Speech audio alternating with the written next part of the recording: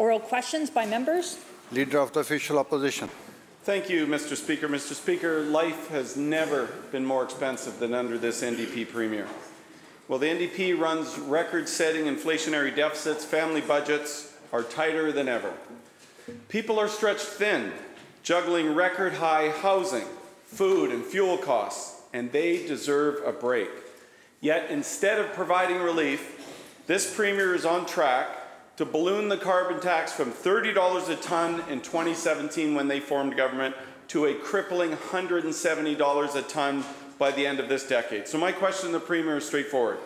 Will the Premier confirm his plans to hike the carbon tax to $170 a tonne as laid out in his own budget?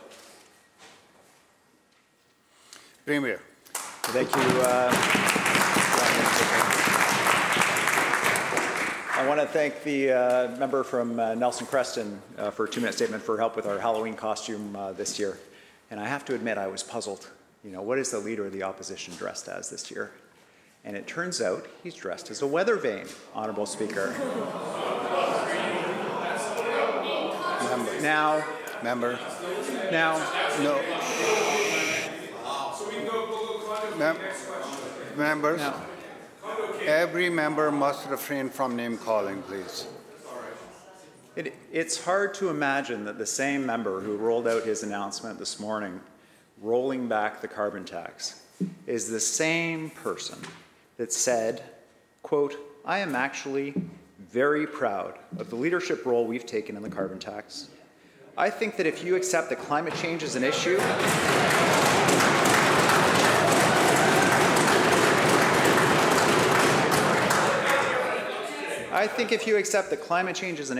then pricing carbon is absolutely the right way to deal with it."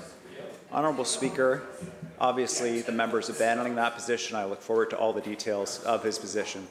And the member is well aware of the fact that pricing carbon is the right way to deal with climate change. He's just lost the courage of his convictions.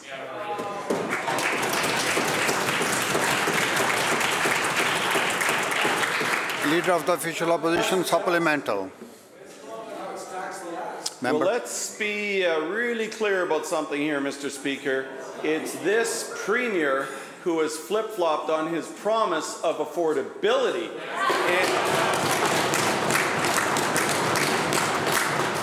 And I would remind the Premier that it was his NDP that campaigned against the carbon tax when it was introduced at $10 a tonne. And then Mr. Premier did a double backflip to actually now say they want to increase it to $170 a tonne, Mr. Speaker. Mr. Speaker, the fact of the matter is, in 2012, while I was Finance Minister, I froze the carbon tax at $30 a tonne, and subsequent BC Liberal governments maintained that freeze until 2017, when the NDP formed government. And what has happened since then? Well, they've more than doubled the carbon tax, Mr. Speaker, and the Premier's own budget documents show that he plans to triple the carbon tax on home heating, costing homeowners nearly $900 a year. So my question to the Premier, after already dramatically jacking up this tax, will the Premier confirm his next move is to more than triple the carbon tax on home heating? Hear, hear.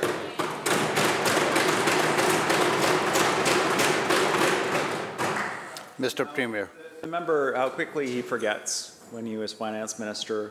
When they sat on this side of the House, a family that earned $100,000 used to pay $7,473 in taxes. They now pay $4,948. That's a 34% net. Families that earn $80,000 a year, a 56% net reduction. The member called removing the tolls a profound public policy mistake. Honourable Speaker, if he gets back on this side of the House, you know what he's going to do? He's going to reverse what he called a mistake. He's going to put the tolls back on the bridge. It'll be the same guy that increased the MSP on families.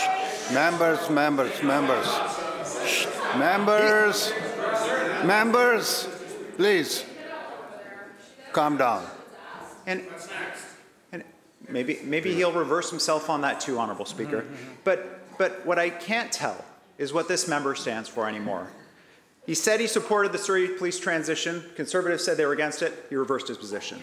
He said he voted for the short-term rental legislation. Conservatives said they were against it. Then he voted against it too, Honourable Speaker. He said he supported harm reduction. Members. The Conservatives said they were against it. He reversed himself again. One day his caucus says... Members, please. One day his caucus says he supports harm reduction. The next day they say he doesn't. He spent 15 years saying he was proud of the carbon tax, and today, Honourable Speaker, he's not.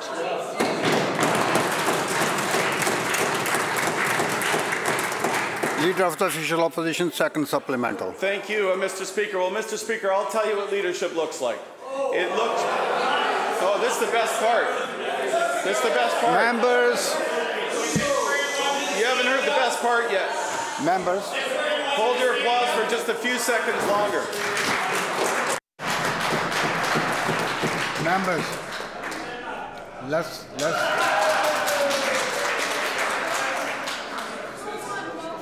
Member, let's hear the question, please. I'll tell you what leadership looks like, Mr. Speaker. It looks like the Premier of Saskatchewan who's fighting for affordability, a Premier who is standing for working people, no carbon tax on home heating. That's real leadership, Mr. Speaker. British Columbians cannot afford to pay even more in the midst of a cost of living crisis. And rather than adopting sensible, pragmatic solutions, this Premier doubles down on yearly hikes that will hammer the final nails in the coffins of affordability here in British Columbia. So my question to the Premier is a straightforward one. Why won't this Premier give British Columbians a break from his punishing carbon tax grab?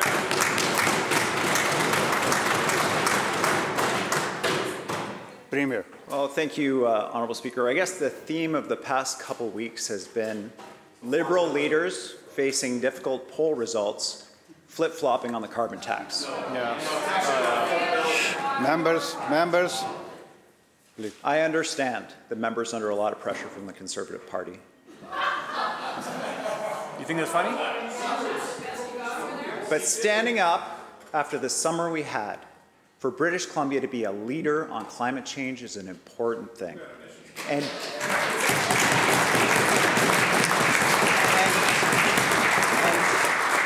his abandonment of that under pressure is exactly what's going to happen if he gets on this side of the House. He will go after British Columbians again for every little MSP fee, every little toll, so he can give tax cuts to the big corporations and the wealthy 2% who don't need the help. You know how I know, Honourable Speaker? Because he's done it before. And now he has the nerve to stand up on that side of the House and say he's on the side of families, when we're the side that cut taxes for families by up to 50%, Honourable Speaker? Give me a break. The province needs principled leadership. Members. The province needs principled leadership. Members. It's hard to stand strong, Honourable Speaker. It's hard to stand strong. But I encourage the members to visit with the member that used to sit here in 2012, because at least he knew what he stood for. I have no idea what that man stands for.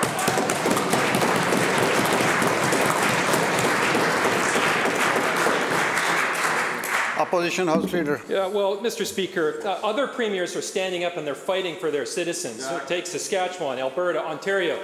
Here in British Columbia, we have a premier who sticks his head in the sand and isn't standing up and doing anything to drive affordability for British Columbia. That's the issue. And let's make no mistake about it, this is a provincial carbon tax that this premier controls, period. And in BC, middle-class families pay the most in net carbon tax anywhere in the country. But it gets worse, Mr. Speaker.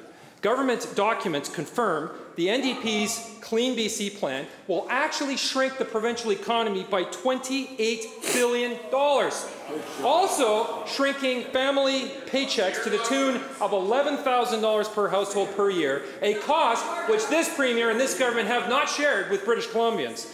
What people want is a Premier who stands up and fights for them instead of this Premier who refuses to do so. The Premier could start today by removing the NDP's carbon tax on home heating, plain and simple. Will the Premier do that today?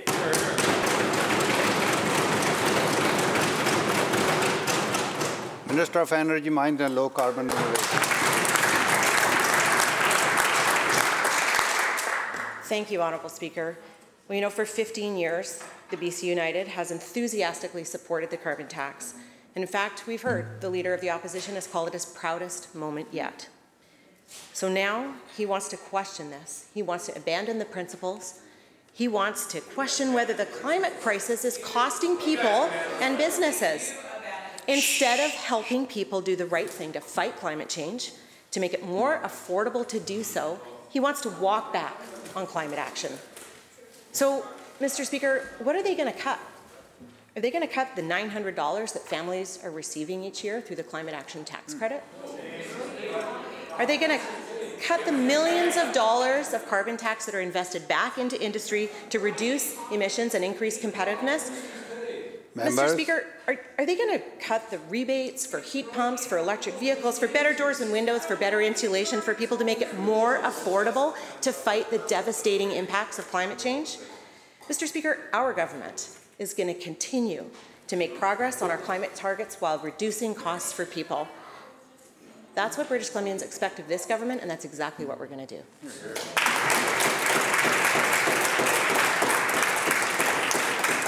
Opposition House Leader Supplemental. Mr. Speaker, the saddest part of all of this is that BC used to be a climate leader. This government has actually relinquished British Columbia's leadership role on the world stage. When you look at the results, and the results are really what matter, emissions are going up, and British Columbia is now the least affordable jurisdiction in all of Canada.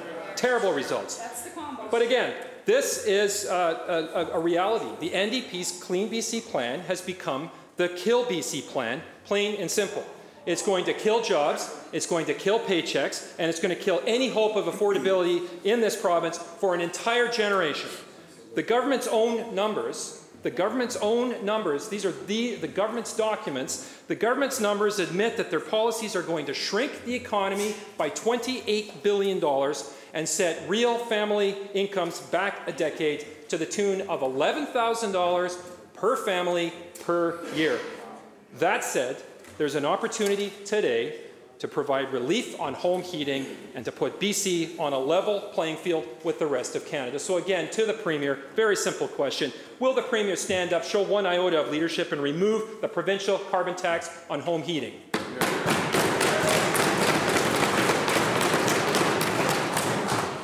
Minister of Environment and Climate Change Strategy.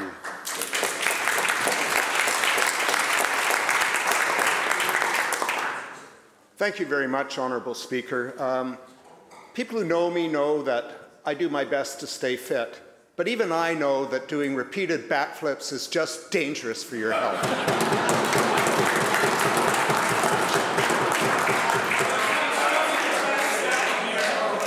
Honourable Speaker, Honourable Speaker, Honourable Speaker. Okay. Members. Let's continue with the question period. All right.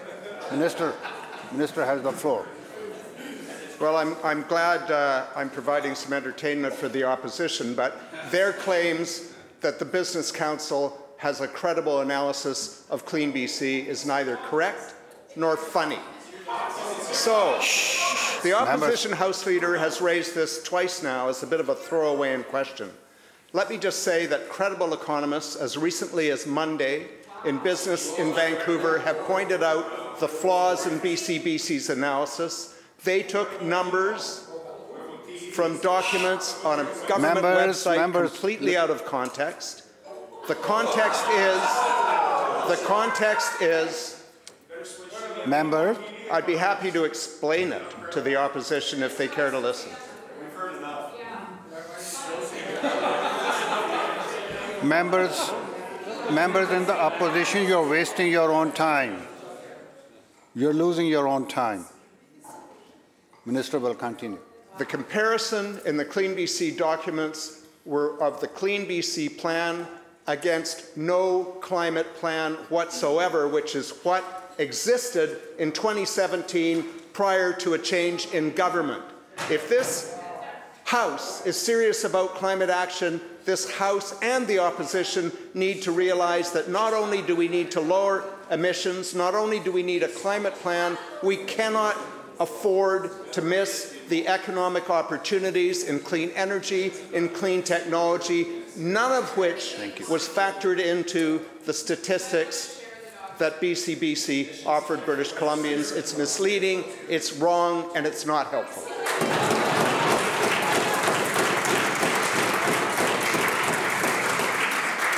Leader of the third party.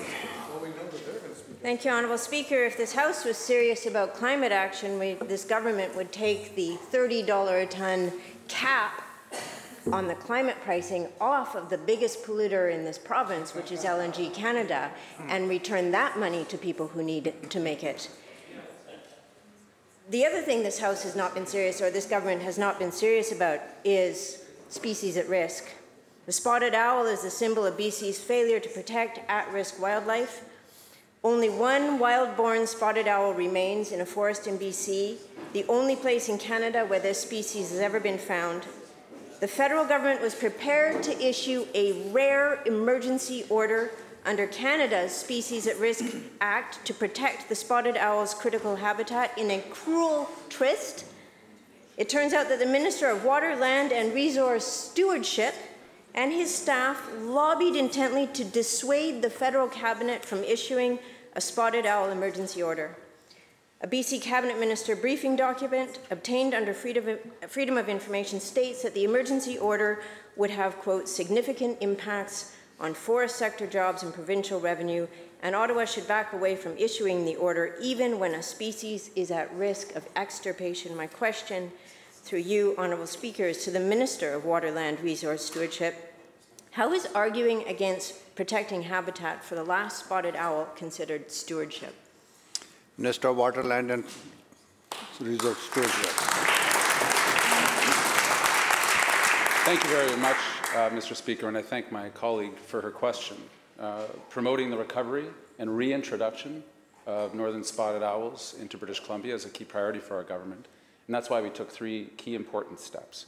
First, in partnership with First Nations and the federal government, we established the world's first ever captive breeding program for spotted owl. Currently, there are 31 owls that exist at the breeding center.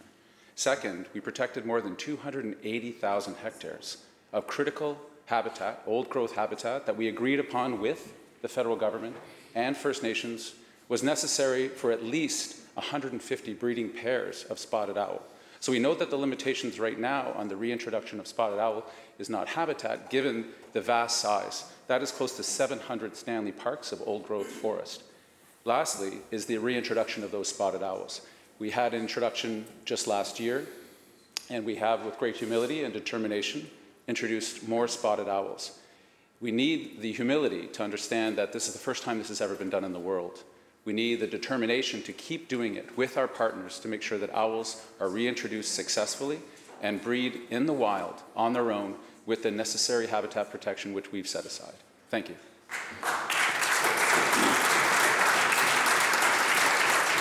Leader of the third party supplemental. Thank you, Honourable Speaker. Let's be clear that what this province considers to be spotted owl habitat are areas that have been logged, that continue to be logged, and areas that are used for target practice, which I do not think contributes to the success of spotted owl reintroduction.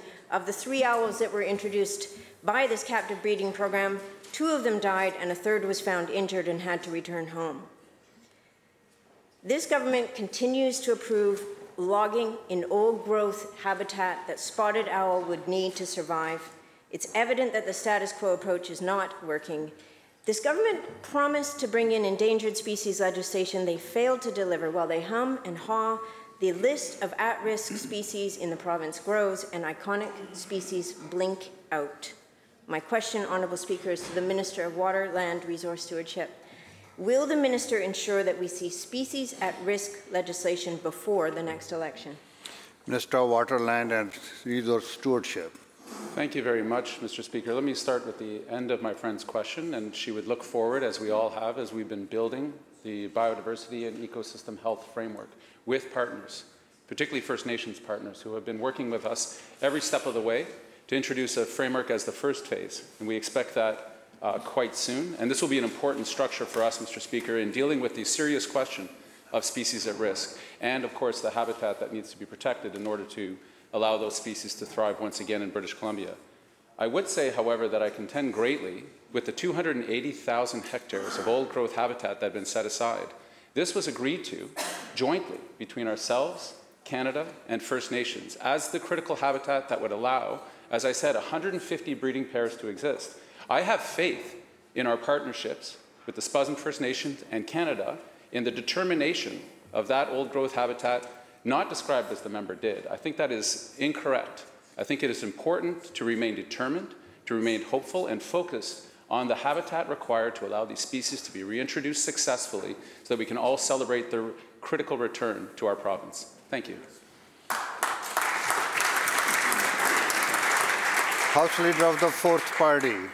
Thank you very much, Mr. Speaker. Mr. Speaker, the Conservative Party of British Columbia has been straight up with British Columbians about where we stand on the carbon tax. When we form government, we're going to axe the carbon tax to make life more affordable for everyday British Columbians. On the other hand, the BC United Liberals have taken a different approach. They continue to flip-flop themselves into obscurity on this and other issues. Yesterday, they're supporting it. Today, they're cancelling it. Tomorrow, well, I guess they'll wait for a poll or see what we, the Conservative Party, will do. Mr. Speaker, at least this NDP government is clear with voters. They're clear with voters. They want the average British Columbian to suffer, to pay more, and to go without. Mr. Speaker, this NDP government refuses to stand up for everyday hardworking British Columbians, like blue-collar workers who can't afford the NDP carbon tax, healthcare heroes who've chosen not to take a shot, and homeowners who are watching this government rip away their property rights. Mr. Speaker,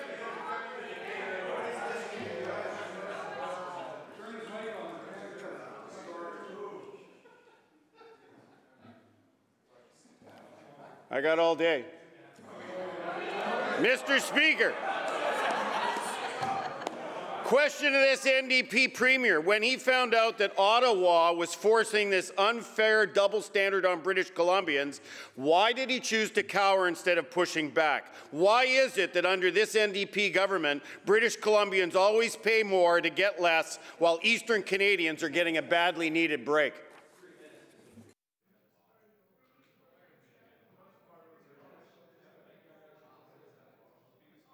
Thank you, Honourable Speaker. Thank you to the member opposite for the question. Let's just go back to yesterday for one brief moment, because I want to acknowledge again his acknowledgement that climate change is real.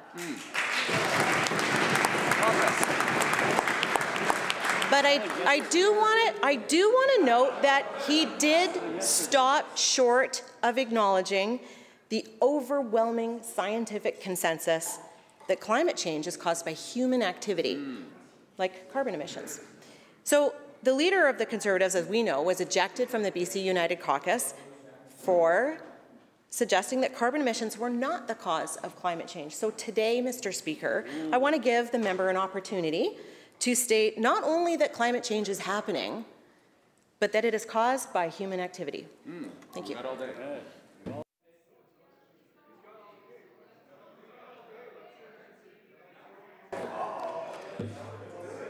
Mr. Speaker, I want to thank the minister for deflecting the question. You know, it takes courage to stand for something and to lead. Something the leader of the BC United Liberals is sorely lacking, I will add. Mr. Speaker, this NDP Premier has no problem bullying the little guy who can't fight back. Healthcare workers, police officers, homeowners, and even municipal voters and governments. Mr. Speaker, this NDP Premier refuses to stand up to the bigger guy. He only wants to punch down. It's no wonder British Columbians are yet again getting the short end of the stick from Ottawa and this government. Mr. Speaker, my question to the NDP Premier: why won't this Premier stand up to Justin Trudeau on the carbon tax? Why won't he fight and demand equality and deliver it to British Columbians who are desperately needing a break?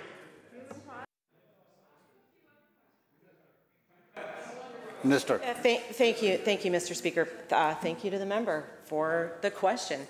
Mr. Speaker, I noticed that he declined to answer my question, but we'll let that go for now. And again, I just want to remind him that the carbon tax is something that has been shown by experts around the world as one of the most efficient and effective means of reducing emissions. So, Mr. Speaker, we're going to continue this work here in British Columbia, but we're going to do it with a people focus. And that means supporting people in the choices to make that switch from fossil fuel emissions into low emission technologies by supporting them in their pocketbook. Mr. Speaker, we're going to continue to provide rebates for electric vehicles, for heat pumps, for doors, for windows, for insulation, for the things that make the cost of energy, their home heating bills, more affordable. But, Mr. Speaker, we're not going to let it go that the federal government's made a decision about Atlantic Canada. Mr. Speaker, we're going to continue to push hard on the federal government to do what's right for all Canadians, and that is to help us make it more affordable for British Columbians to make the choices we know they want to make. We're not going to stop this work, no matter what the member opposite has to say. Thank you.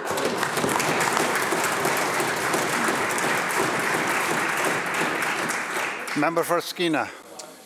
Mr. Speaker, everybody on this side of the House, including past members of the BC United Party, supported the carbon tax in 2008. Previous members that are now part of the fourth party voted 7 times in favor of the carbon tax. And I can see why. It was never meant to be a tax grab like what it is under the NDP government right now.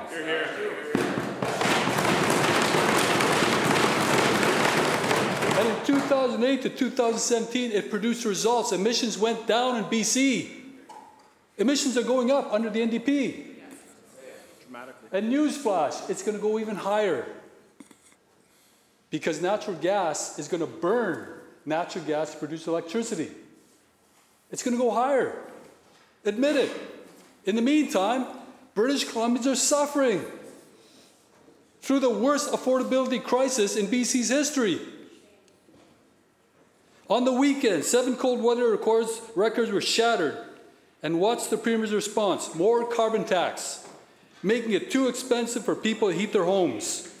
A new report shows heating bills are gutting family budgets, forcing 1 in 7 households to make the cruel choice between warmth and necessities like food and medicine.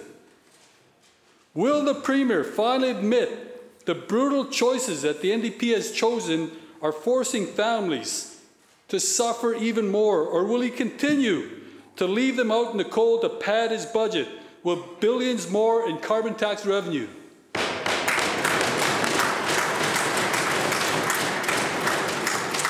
Minister of Energy and Mines. Thank you, Honourable Speaker. There's one thing that the opposition has right. People and families are feeling the sting of high inflation, and people need support.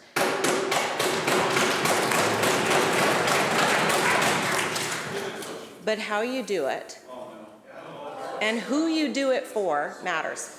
So let's remember, this is the government, it's this government. We reverse the opposition's tax breaks for those at the top and use that money to reduce the cost for people.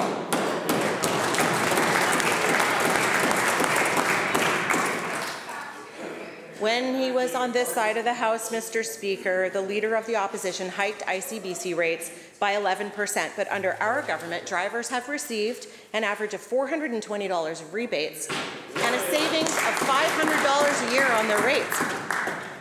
When the opposition was on this side of the House, not only did they keep MSP premiums, but they raised them 10%, forcing people who pay $50,000 to pay the same as people making $500,000. That's unfair, and we ended it.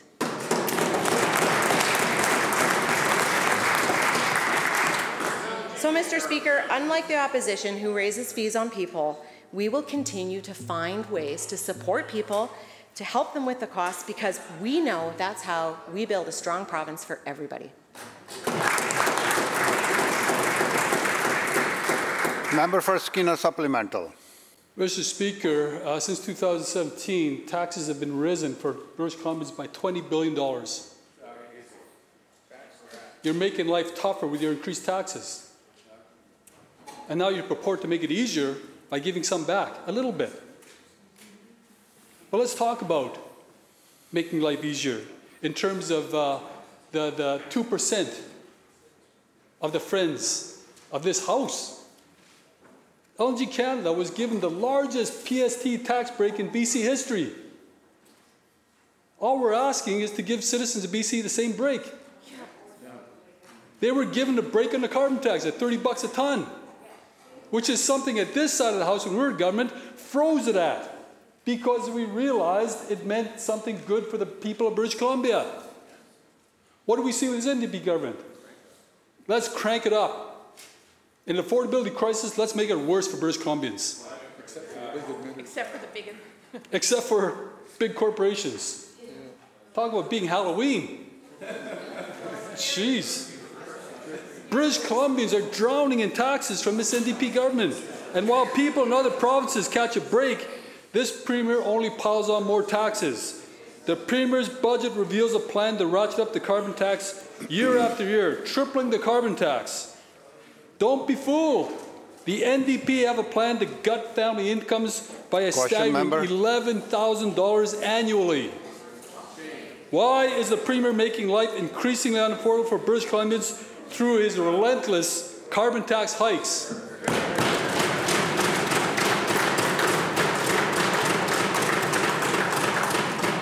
Minister of Housing. Thank you so much, Honourable Speaker. And my colleagues have already shared some of the initiatives that we're doing to ensure that people have more money in their pockets during these really challenging times. But, Honourable Speaker, what we've heard not only today, but throughout this session, is this consistent flip-flopping from the Leader of the Opposition.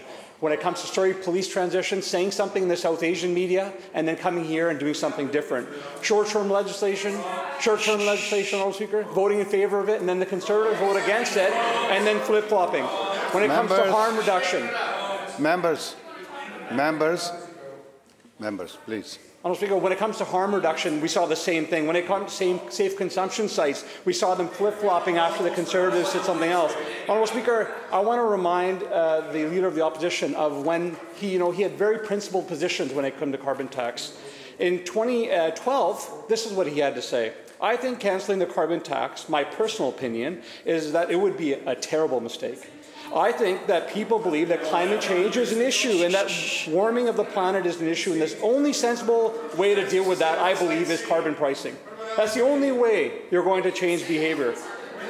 Honourable Speaker, there's more. On Voice of BC. Members, it's okay to let the Minister answer. Honourable Speaker, on Voice of BC.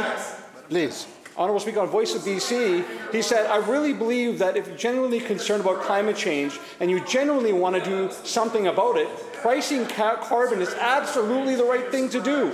He didn't end there. He went on with another reporter saying, we knew it wasn't going to be particularly popular, but I think in politics, at some point, you have to decide whether you're going to try to do the right thing or the easy thing, Honourable Speaker. So, Honourable Speaker, I don't know what the BC United Party leader believes anymore, but I know one thing, he'll do anything to get elected.